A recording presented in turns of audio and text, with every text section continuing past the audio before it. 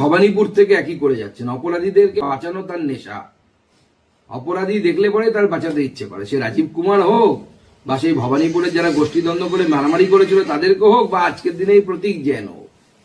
লাউ কুমড়োর সাথে তার কোনো সম্পর্ক নেই। দেখুন, আমি রাজীব কুমারের ক্ষেত্রে আমি এটুকুই বলবো যে সেটাও অসাংবিধানিক ছিল। তবে একটা যুক্তি ছিল যে রাজীব কুমার তার টিমের অংশ, টিম মমতার অংশ, কারণ সরকারি টিমের অংশ। তা আমি এটা জানতে চাইছি আজকে তৃণমূল কংগ্রেসের কাছ থেকে, প্রতীক জেন কে? সেটা একজন বিজনেসম্যান।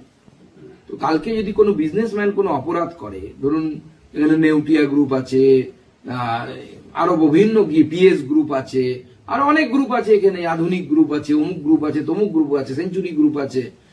তো এদের এখানে যদি কালকে ইডি, একটি বেসরকারি কোম্পানিতে কোনোভাবে ইডি আসে বা কোনো সরকারি সংস্থা তদন্তের জন্য আসে, তাহলে মাননীয় মুখ্যমন্ত্রী কি প্রত্যেকের দৌড়বেন? এরকম প্রত্যেকের দৌড়বেন ঝাঁটা নিয়ে ইডি দ্বারা অভিযান করতে?